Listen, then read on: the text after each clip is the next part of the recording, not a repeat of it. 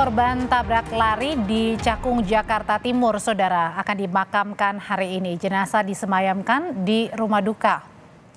Jenazah Moses Bangun disemayamkan di rumah duka Rumah Sakit Taman Harapan Baru. Selepas ibadah di rumah duka, jenazah akan dimakamkan di TPO Bekasi. Lalu mengapa perselisihan antar tetangga kompleks bisa berujung tabrak lari maut di Cakung, Jakarta Timur? Sore hari ini sudah ada kuasa hukum keluarga Moses Bagus Prakoso, korban tabrak lari maut di Cakung. Ruli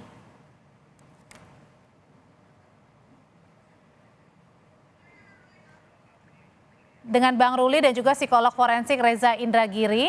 Selamat sore Bapak-bapak. Selamat sore, Audrey. Oke, nanti Pak Reza akan bergabung bersama kami, tapi saya mau menanyakan ke Bang Ruli dulu sebagai pengacara keluarga korban. Bang Ruli, jadi antara korban dan pelaku ini saling kenal, saling bertetangga begitu? Antara pelaku dengan korban itu tidak kenal sama sekali, Audrey. Kalau disebut tetangga, seperti yang juga udah diungkap sama Kanit Lantasnya Polres Jakarta Timur, yang disebut tetangga adalah karena sesama Taman Harapan Indah. Cuman jaraknya lumayan jauh, jadi bukan tetangga dekat, tetangga yang nggak jelas, tetangga jauh. Itu maksudnya. Tapi yang terakhir Wakapolres bilang kalau pelaku dan korban ini bertetangga dan diduga ada motif dendam pelaku kepada korban. Bang Ruli. Itu kami sama sekali belum dengar sampai sekarang. Audrey, kalau soal dendam dan lain-lain jelas kami tahu sama siapa Moses ini bergaul dan lain-lain, dan nggak kenal, orang ini nggak kenal sama pelakunya. Jadi diduga cekcok itu justru terjadi pada saat di jalan, Bang. Cekcok ini terjadi di jalan, itu juga udah diungkap sama Kanit Lantas kan, Kanit Lantasnya Polres Jaktim. Jadi memang itulah yang terjadi. Jadi kami ingin nggak ada kenal secara pribadi. Bahkan kan Pak Kanit Lantas sudah bilang bahwa secara pribadi antara pelaku dengan korban tidak saling mengenal. Oke. Kalau tidak saling mengenal, mungkin nggak sih kalau misalnya pernah berpapasan? Ya, kalau soal mungkin atau nggak mungkin saya nggak bisa jawab, Audrey. Tapi kita lihat berdasarkan apa yang diungkap oleh Pak Kanit Lantas lah, dan kemudian berdasarkan video yang ada itu nggak ada itu saling kenal dan lain-lain. Tapi kalau dari pihak keluarga juga sudah mengonfirmasi bahwa ketika melihat foto atau wajah tersangka memang sama sekali tidak kenal, Mbak Ruli? Tidak kenal, Audrey. Ada dugaan kalau begitu dari pihak keluarga kenapa tersangka melakukan penabrakan kepada korban? Itu yang dari kemarin kami usaha betul itu untuk dapat keterangan dari Kanit Lantas. Saudara-saudara korban beberapa kali datang ke sana dan minta keterangan ya. Nah, kemarin itu kurang begitu jelas disampaikan. Tapi menjadi jelas sekali setelah hari ini kami lihat ada di YouTube keterangan dari Kanit Lantas. Diceritakan oleh Kanit Lantas bahwa terjadi salah paham di jalan, gitu. Salah paham di jalannya itu kemudian sudah dilerai oleh ibu dari pelaku. Nah, tapi kemudian terjadi insiden lebih lanjut sampai akhirnya ada spion yang patah.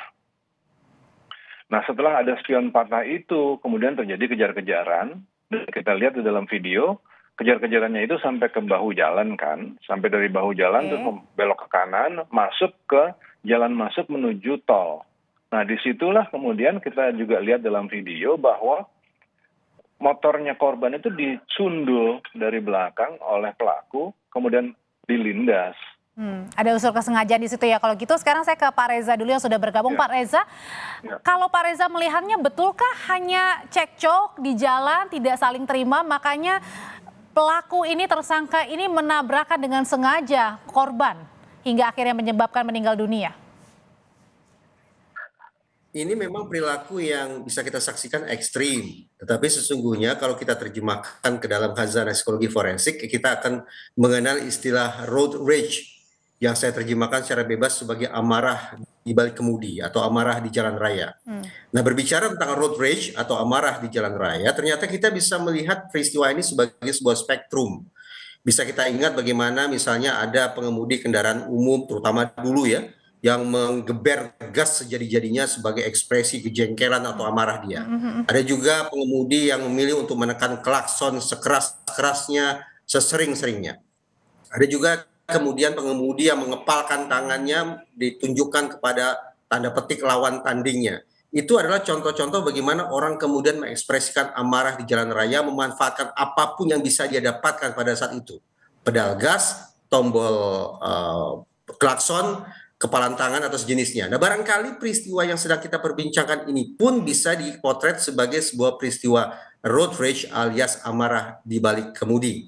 Tinggal lagi nanti otoritas penegakan hukum yang akan menggunakan pasal yang mana, apakah pasal accident atau kecelakaan, atau Tapi sampai setega itukah menyebabkan seseorang, Pak Reza? meninggal akibat perbuatan orang lain. Tapi sampai sebegitu teganya kah? Gimana? Pelaku akhirnya karena kesal akhirnya menabrak korban? Ya tadi saya katakan, inilah ya barangkali yang bisa disebut sebagai road rage.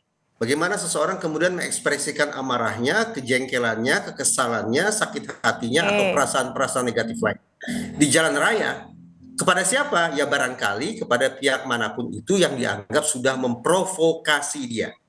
Dengan narasi sedemikian rupa, maka tidak tertutup kemungkinan bahwa orang-orang yang melakukan tindakan road rage sedemikian rupa nantinya di persidangan akan membela diri dengan istilahnya adalah defense of provocation alias pembelaan diri dengan menyatakan ke majelis hakim bahwa yang saya lakukan ini merupakan akibat, merupakan buah dari provokasi pihak lain. Sekali lagi otoritas penegakan hukum yang akan menguji. Oke, tapi Pak Reza tadi polisi bilang ada dugaan kesengajaan yang dilakukan oleh tersangka kepada korban karena pelaku dan korban ini diduga saling kenal karena saling tetangga sehingga terjadilah hal tersebut. Road rage memang berlandaskan pada kesengajaan. Hingga lagi kita akan melihat berada pada level yang mana. Misalnya, apakah si penabrak ini semata-mata membenturkan kendaraannya ke pengendara lain semata-mata sebagai ekspresi amarahnya. Dia tidak berpikir sama sekali tentang konsekuensi perbuatannya. Kalau situasinya seperti itu, maka ini bisa diistilahkan sebagai manslaughter. Kalau diterjemahkan ke hukum Indonesia, pada nanti adalah penganiayaan yang mengakibatkan orang meninggal dunia. Atau lebih dari itu, ketika si penabrak ini melancarkan aksinya, sedikit banyak sudah melintas di kepalanya bahwa apa yang dia lakukan ini akan bisa berakibat pada pengemudi lain meninggal dunia. Tapi dia terus melancarkan aksi tabrakan tersebut. Nah, kalau ini yang terjadi, maka kalau di dalam hazanah psikologi forensik disebut sebagai second degree murder. Ada orang yang meninggal akibat perbuatan orang lain dan itu dikategorikan level 2. Memang bobotnya menjadi lebih berat daripada manslaughter. Atau lebih jauh lagi, jauh-jauh waktu sebelum terjadinya benturan itu, seandainya penabrak sudah punya ancang-ancang untuk menghabisi pengemudi lain, maka boleh jadi ini terkategori sebagai first degree murder. Ada orang yang meninggal dunia akibat perbuatan orang lain dan itu termasuk tingkat pertama. First degree murder lebih berat daripada second degree murder, dan second degree murder lebih berat daripada manslaughter. Dan kalau misalnya ternyata kalau kata polisi bilang itu keduanya saling mengenal, bisa menyebabkan emosi yang tersulut hingga akhirnya menabrak di jalan? Nah, kalau situasinya seperti itu, tadi saya katakan, maka tidak tertutup kemungkinan bahwa penabrak akan mengatakan bahwa yang saya lakukan itu tidak lebih tidak kurang merupakan akibat dari provokasi pengguna jalan lainnya, pihak yang ditabrak. Nah, ketika ada terdakwa yang mengangkat klaim atau pembelaan diri sedemikian rupa, maka otoritas penegakan hukum akan bisa mengujinya lewat 3 level. Pertama, akan dicek terlebih dahulu, apakah provokasi itu sungguh-sungguh ada, objektif ada, atau hanya prasangka si penabrak saja. Kalau ternyata provokasi itu betul-betul ada, masuk ke pengujian level 2. di mana provokasi Baik. itu betul-betul sedemikian hebatnya mengakibatkan penabrak kehilangan kontrol dirinya, dan kalau itu juga terpenuhi masuk ke pengujian tingkat 3. Oke, saya balik lagi ke kuasa Ya. hukum keluarga korban, Pak Reza dengan Bang Ruli. Bang Ruli, kalau mendapatkan informasi dari keluarga, sebenarnya gimana sih keseharian dari korban ini? Apakah melewati rute yang sama? Terus bagaimana juga caranya menyetir di jalan? Bang Ruli? Iya, Audrey, korban ini kan klien saya ini adalah kepala rumah tangga ya. Anaknya masih kecil-kecil, paling besar itu umur 5, ada lagi batita satu lagi yang kembar 6 bulan. Dia tiap kali berangkat kantor ya selalu lewat jalan yang sama, Audrey. Dan bukan tipe orang yang kemudian ugal-ugalan dan lain-lain, mengingat Oke. dia punya anak-anak yang masih kecil-kecil seperti itu. Kemudian ini juga orang yang kita kenal baik di dalam pelayanan di gereja, jadi bukan orang yang model ugal-ugalan. Nah, kemudian saya tadi nyambung dari apa yang disampaikan oleh Pak Reza, itu memang uraiannya tepat ya. Polisi sampai sekarang ini mengenakan pasal 310 dan 312 Undang-Undang Lalu Lintas. Undang-Undang pasal 310 itu kelalaian yang mengakibatkan kematian orang. Padahal masih ada 311, Audrey. 311 itu mengemudi dengan cara yang ugal-ugalan. Kan Pelayan gitu ya. dan juga ada kesengajaan, Pak, tadi yang disebutkan oleh polisi juga.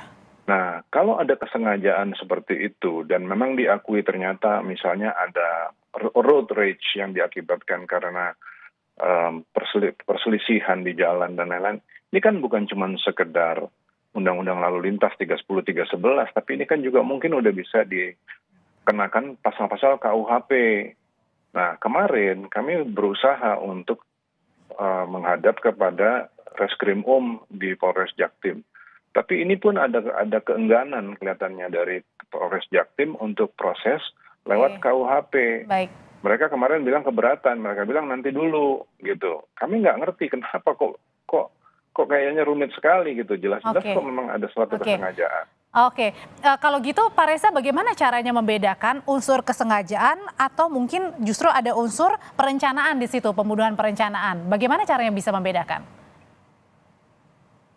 Pertanyaan Andre itu mengantarkan kita pada pengujian tingkat 3 yang tadi belum sempat saya lanjutkan. Bahwa misalnya otoritas kepolisian akan memperhatikan jeda waktu antara datangnya provokasi alias perselisihan antara satu pengemudi dengan pengemudi lainnya dengan peristiwa benturannya itu berapa lama, berapa jam, berapa hari, berapa menit, berapa detik. Dalam jeda waktu sekian lama itu seberapa jauh kemungkinan si penabrak sudah bisa membangun sebuah perencanaan untuk menghabisi nyawa orang. Sungguh-sungguh targetnya adalah menghabisi nyawa orang. Si penabrak ini sudah membayangkan bahwa dia memang ingin mencabut nyawa pengemudi lain dengan cara ditabrak sedemikian rupa. Itu kalau kita bicara tentang perhatian terhadap waktu. Yang kedua adalah perhatian terhadap sumber daya. Apakah si pengemudi yang satu mencari peralatan tertentu, menggunakan peralatan tertentu untuk menghabisi korbannya, atau sebatas menggunakan apapun yang tersedia pada saat itu, entah itu di tubuhnya atau di lingkungan di sekitarnya. Cara-cara menakar semacam ini akan kemudian memandu pihak kepolisian, terutama sekali dan nantinya juga otoritas peradilan, untuk menimbang seberapa jauh unsur perencanaan ada atau tidak. Apakah sekali lagi ini misalnya kekerasan mengakibatkan orang meninggal dunia, atau pembunuhan, atau bahkan pembunuhan berencana. Oke, artinya masih harus diteliti lebih lanjut ya kalau memang betul ada unsur perencanaan. Terima kasih Pak Reza Indragiri, terima kasih juga Bang Ruli, kuasa hukum dari keluarga korban, sudah berbagi informasi di Kompas Petang.